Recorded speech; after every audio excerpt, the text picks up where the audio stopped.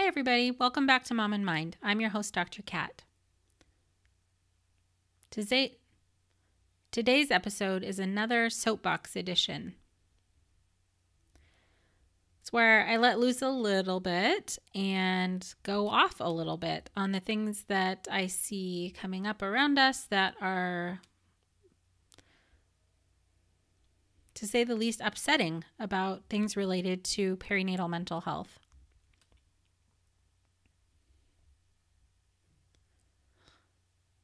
I try and keep myself a little bit buttoned up in the other episodes, but frankly, there are quite a few things that get under my skin and that I think get under everybody's skin about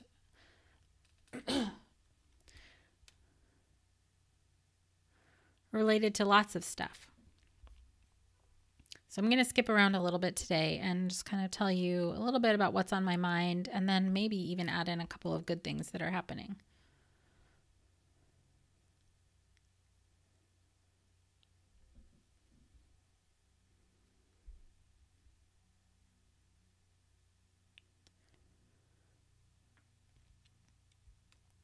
So I get a little angry. I get angry when I hear for the 15 millionth time that a mother feels like a failure for not being a good enough mother or thinking that she's not a good enough mother. And the reasons vary why a woman might be feeling this way. It could be just because she's tired and now, let me restate that. Not just because she's tired, because she's exhausted and feels like she can't do everything that she wants or needs to do. It can be that she's angry and she doesn't know why, and so that makes her feel bad. Another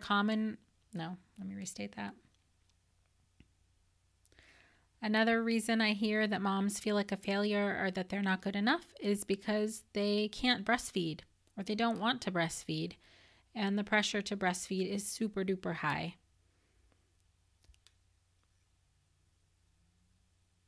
And I'm not saying don't breastfeed, I'm just saying the pressure is really high for women to breastfeed, and if they can't or don't want to, they often get shamed, and that is part of my soapbox today too, but I'll come back to that.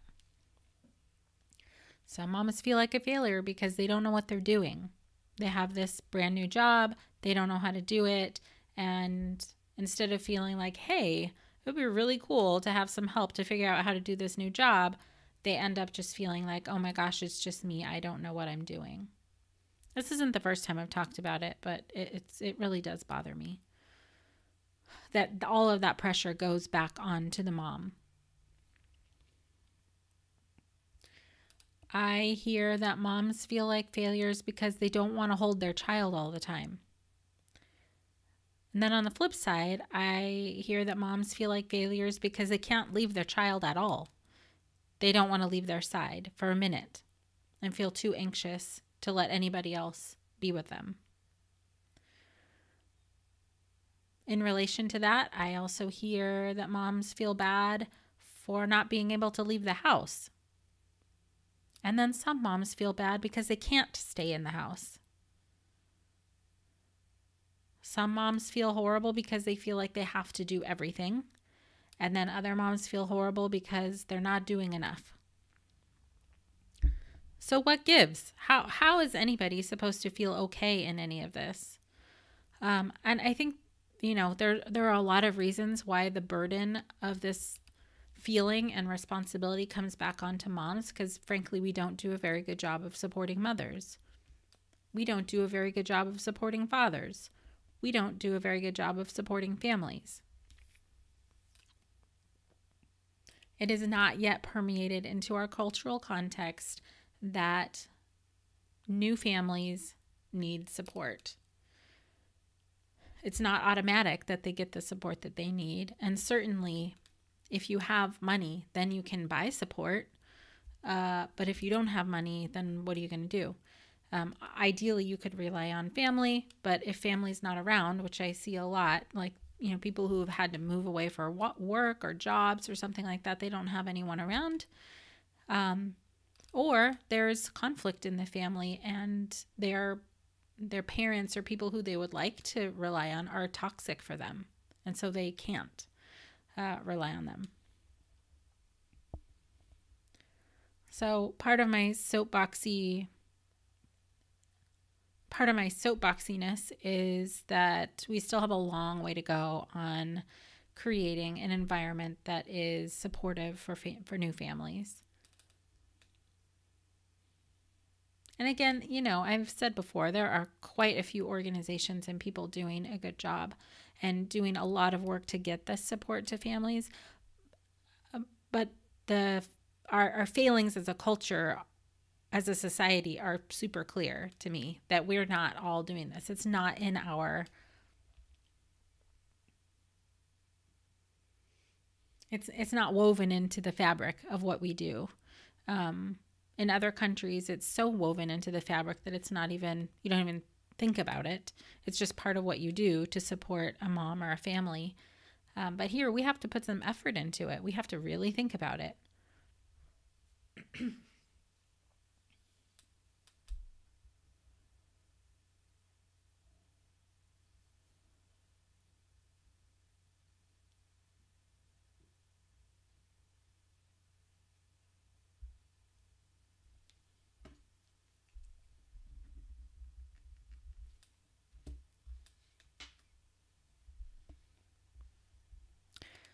So I don't have all of the answers on how to fix this.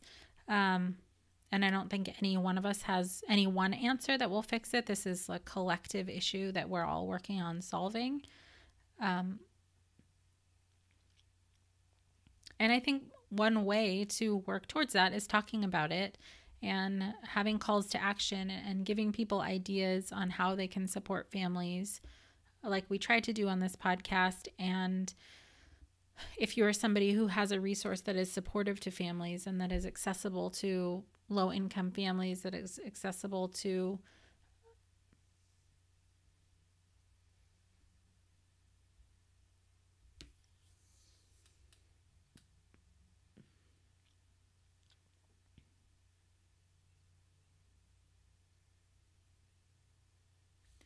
gender diverse families, that is accessible to people of color, then that's great. That's part of the solution. Talking about it, spreading the word in any way that you can about those resources is very awesome.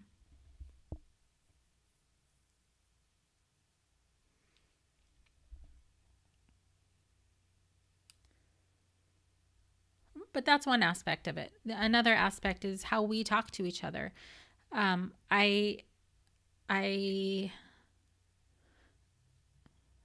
Maybe we've talked a bit on the podcast about the mom shaming that happens. And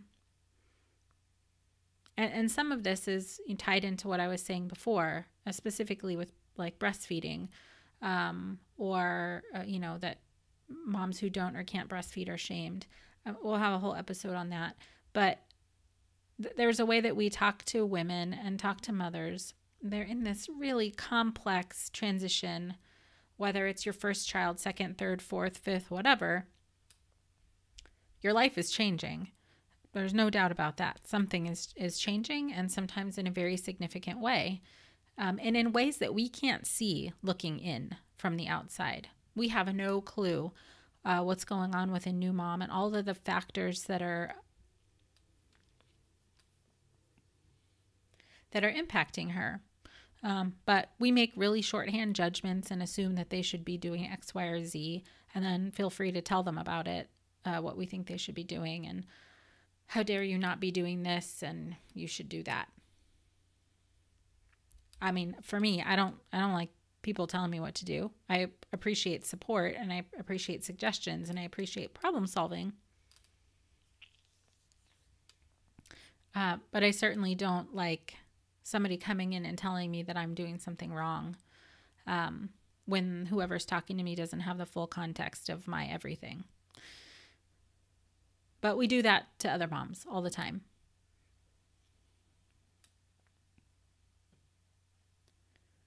And sometimes our best support is taken out of context. We are not all perfect in the kind of support that we offer, and in the way that we offer it. But I think there are ways to be sensitive about it.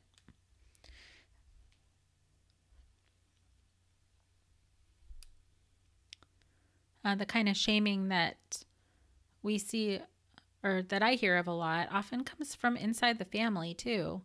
It's not just social media that is saying you should do this or you should do that, but it's oftentimes just right there in the family.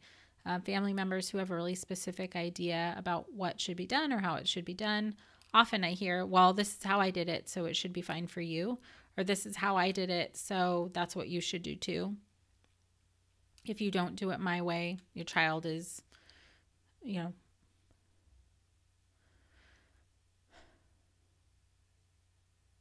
and the implication is that your child is going to suffer or they're not going to do well.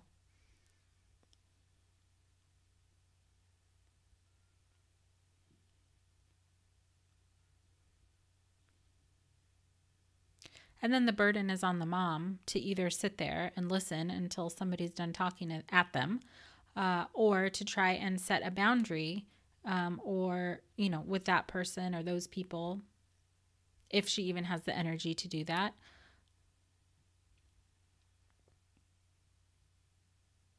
Or to have to navigate, how to talk to people. There's so many sessions that I have with moms and where we are just trying to figure out how to communicate with somebody who doesn't get it.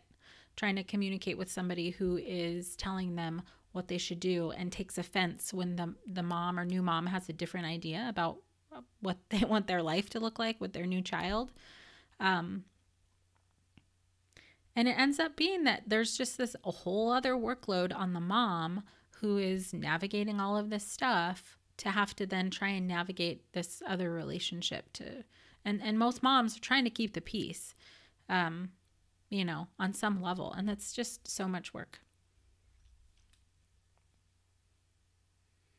So I get soapboxy about kind of what I see as insensitive or unintentionally insensitive folks who feel like they're coming in with, their best knowledge, and trying to, I don't know if they think they're trying to help or not. Who knows? But what ultimately is not help. It's just one other thing for moms to do.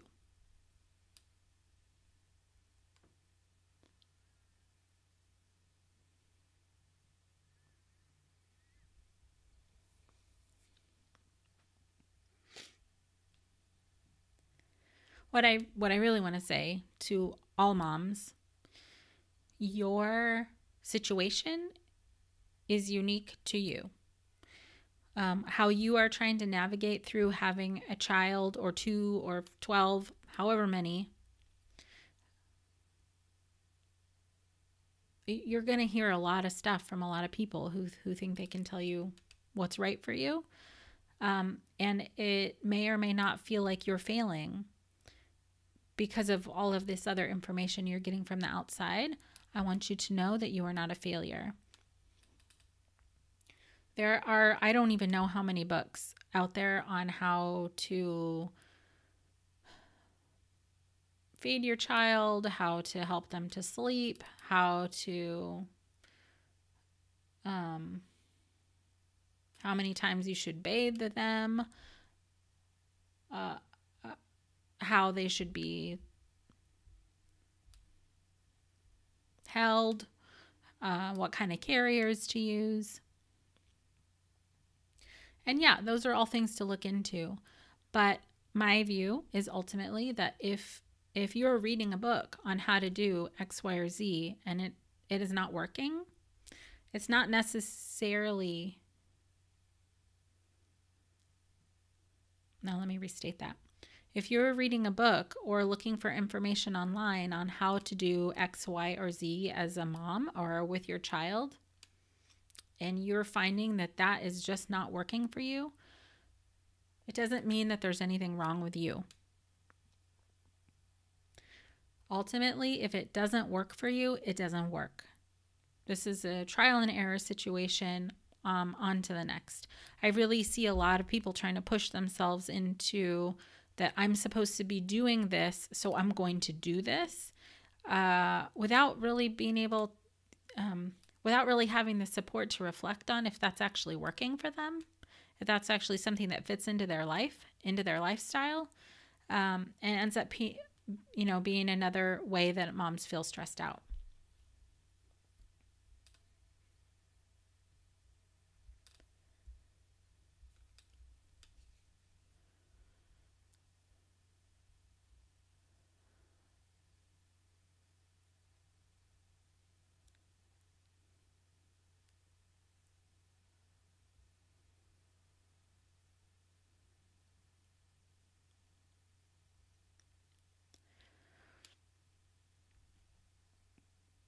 I really think this is all stuff, and pretty much everything on the podcast is stuff that we really need to pay attention to.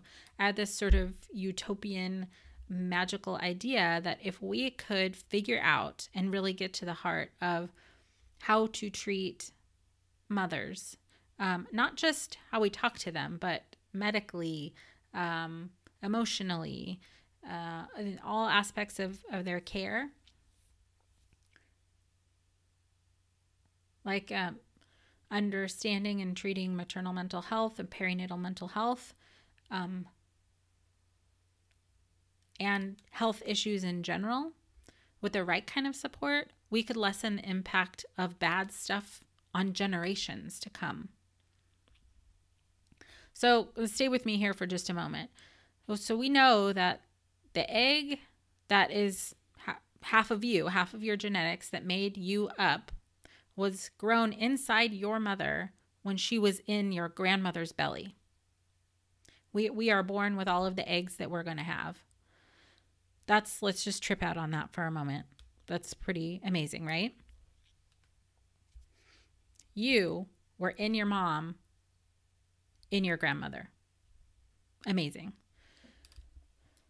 Or your egg, so to speak. And then another thing that we understand, that we're starting to understand, is this concept of epigenetics, that are the changes that happen to our genetics, how our genetics are expressed based on different things that we go through. So we know that there is this thing called transgenerational transmission of trauma. And this is very clear in populations who have gone through the Holocaust, that their genetics, the genetics of people, of the grandchildren born from people who survived the Holocaust or who went through the Holocaust, the evidence of stress basically is in their genetics. And we can probably, we can kind of expand that to multiple cultures, multiple situations where people were under severe levels of stress.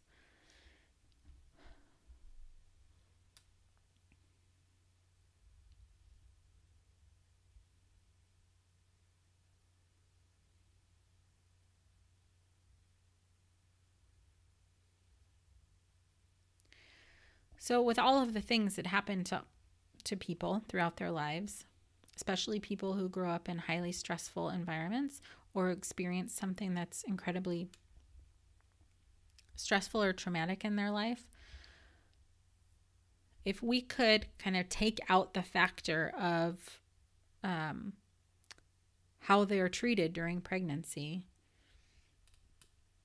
that their mental health is taken care of, that their physical health is taken care of, that they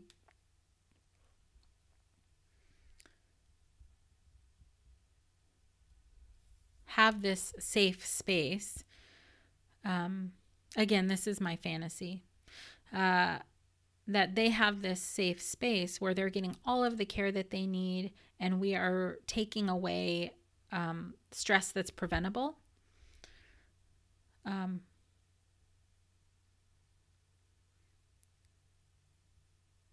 Some stress you can't control for, but if there are things that you can control for, by using preventative type of measures, namely support, resources, whether that be financial or mental health or physical, or, I mean, that could be food. That could be anything like that. If we could support this period of time, this perinatal period of time, and reduce the amount of stress on the mother who is pregnant, then we can reduce the amount of stress and potential changes in genetic expression for their child and their grandchild. So it's kind of a big concept.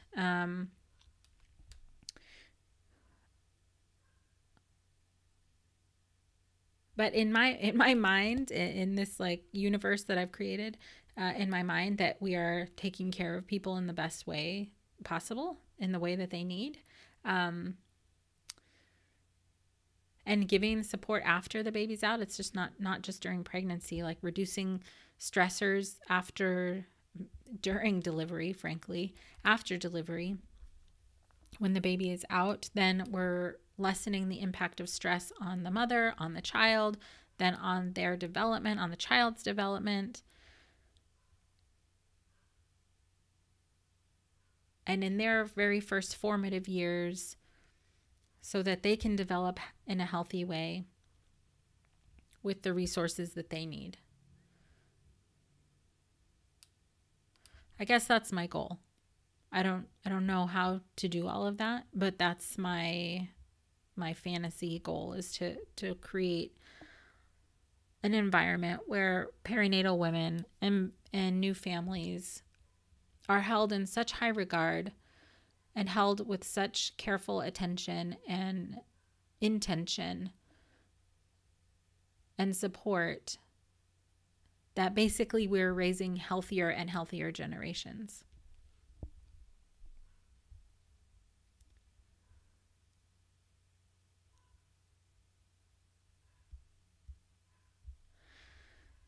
So we're not there, but I feel like we need to be. We need to get there.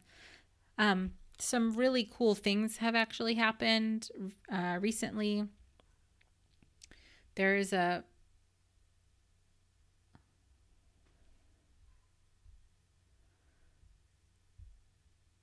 thanks to the hard work of a lot of people, Jamie Zalaway Belcito did a lot of work to get this funding through, this federal funding through, that has just been signed, appropriated, and all of us, it's a maternal mental health grant of $5 million. And they've been working on this for years, and lots of different people have been working on this for years. So now there's this $5 million, which is not a lot of money federally, that is hopefully going to be put to good use, to be getting screening, to be getting any number of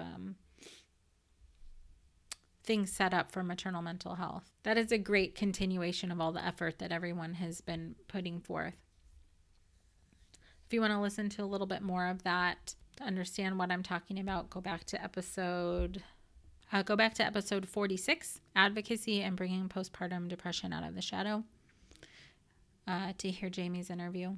At the same time that this is awesome and amazing, we still have so much to do. There's so much more work that needs to be done. The stuff that we can do on the ground together is how we talk to each other, how we talk to other moms. What somebody else is doing in their life and the choices that they make to do with their own child really has nothing to do with you. And I'm not saying that you guys, but when there's judgment coming out of, people have really, really passionate and strong ideas about how things should be. I have passionate ideas about how things should be. But when you're honing in on like one individual, if you find that what they're doing with their child is a threat to you, is it really? Can we allow other people to do what they need to do with their children? I mean, and I'm not talking about like people who are actually harming their children. I think there's some ideas about how, again, I'll get into this in a different episode, but what's on my mind right now is there's some ideas about breastfeeding specifically that if you don't breastfeed, you're harming your child. That's quite a statement to make. And I see it and I hear about it online all the time. Are they really harming their child? And why is it so important that they do what you think they should do?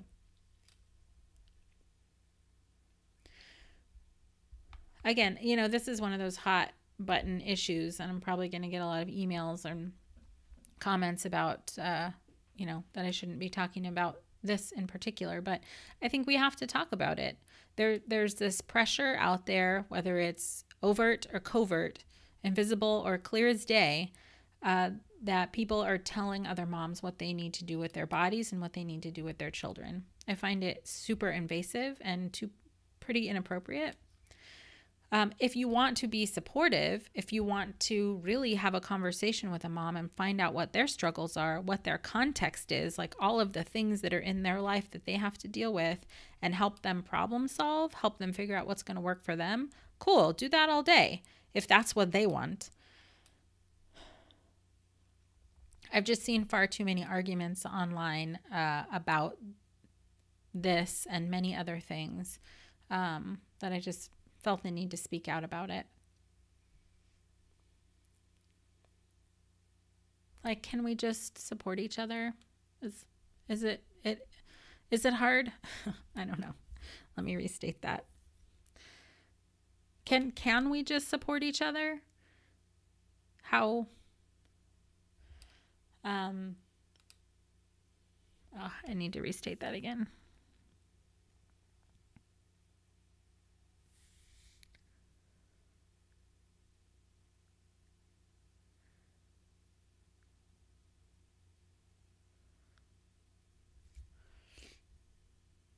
Can we just support each other?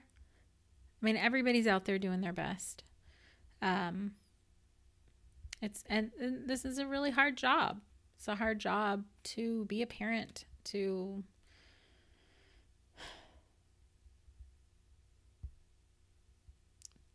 me restate that again. This is a difficult process. We are all learning here.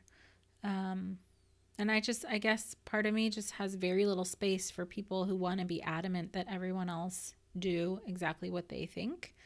And I'm not myself advocating for y'all to do exactly what I think. What I am advocating for is that we allow space for people to be who they are and offer support if that's what somebody wants. And if you feel like you have judgment,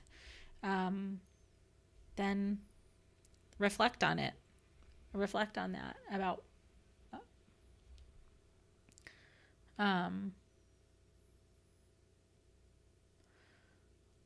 it's just I guess it's really just a softening of how we treat moms.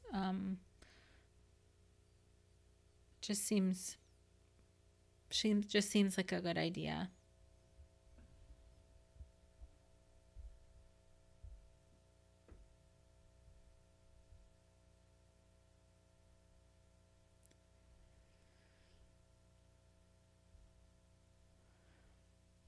And then my last soapboxy thing for now is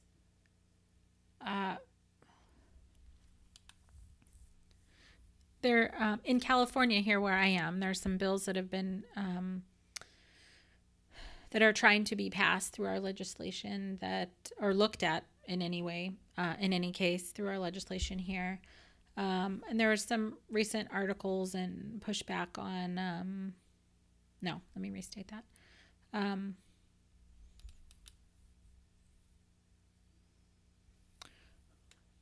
There's some stuff that came out, opinion pieces and articles about these bills.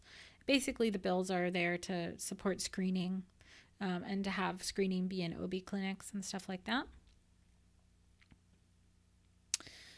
Um, and I'll be the first to tell you that when I read an article online and people's quotes are in there, I know very full well that those quotes might be out of context. I have had an experience myself where something that I said in an interview was taken out of context and put into the context of the interview itself. And I got a lot of feedback. Well, and then I was sort of publicly shamed for this quote. So I'm just saying that to say that in these articles that came out about some OB's response to what their job would be and how they would or would not be reimbursed for screening, the quote was taken to say basically something like they wouldn't get reimbursed that much for screening a mom, so it's not really worth their time. So there's my context for what I'd like to say. Possibly it was their quote was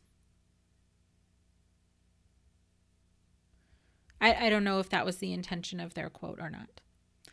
However, I have heard this narrative over and over that that practitioners who support moms don't want to screen for postpartum depression because then they don't know what to do with them if they screen positive or if they need help and resources.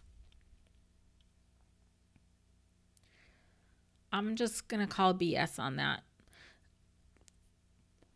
What I would love to hear instead is that we don't know what to do, but we're looking into it. Or we can, we'll have our office staff find a couple of resources to be able to give to moms who are having a hard time. Or yes, we will screen because it's important to their health and the health of their infant, the health of their baby.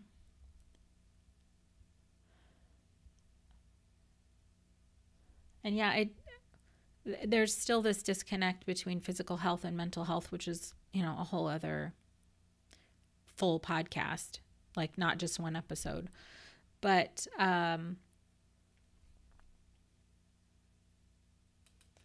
I think if we're really going to be helping moms and families, then we have to stop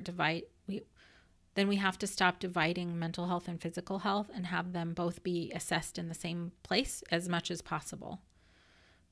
In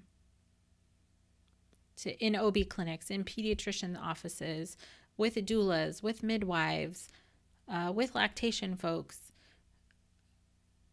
basically whoever's working with a perinatal mom or family can ask these questions. If you're, like I've heard in other circles, if you're worried that you're going to ask a mom how she's doing and she's going to start crying and you're never going to be able to get out of the office or whatever, find ways to manage that. I think it's a cop-out to say that we can't screen, that, we don't get paid enough for X, Y, or Z. We don't know what to do if you figure it out when other stuff comes up, hopefully. If there's a condition that you're not aware of, and I'm not just talking to OBs, I'm talking to everybody. Try and help figure it out. Yes, we don't have unlimited time to be helping everyone for hours on end. But I would much rather hear from the clients that come in to meet with me that their doctor said, oh, I don't know really a whole lot about that. I'll look into it, or have my office staff look into it, rather than, I don't know, I've never heard of that before, and I don't know how to help you. And then nothing. We just have to put the care back into healthcare.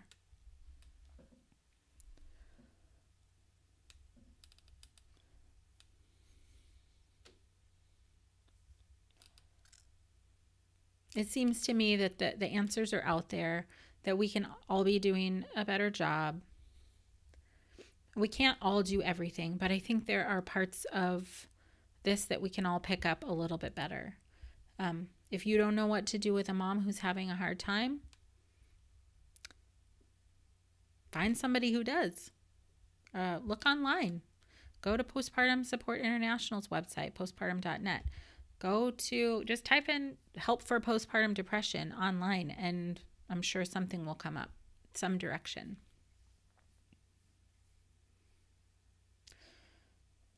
Anyhow, I think we can do better. And that's my whole point.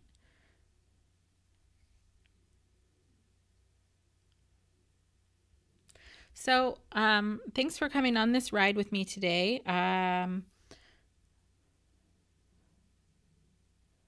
If you have any thoughts or ideas on what you think we should be doing a better job of and how we can do a better job, or if you think everything I'm saying is a total BS, feel free to say that too.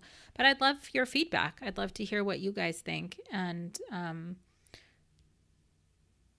my perspective from where I am, I'm in Southern California in a kind of middle class town. I might be out of touch with some other things that are happening in other areas of the world, and I'd love to hear your perspective on things. What gets in the way of moms getting the help that they need? As a provider, if you're a provider, if you're a mom or a family member, what gets in the way for you for getting the help that you need? I think the more dialogue and open dialogue that we can have about what works and what doesn't, the closer we'll come to a solution. The closer we'll come to some sort of prevention efforts to be getting the help to people who need it. So feel free to drop a line to me by email, momandmind@gmail.com. You can join me on the Facebook page, Mom and Mind Podcast. You can join us on our Mom and Mind Connection Facebook group. I'm on Instagram. I'd love to hear from you wherever you are.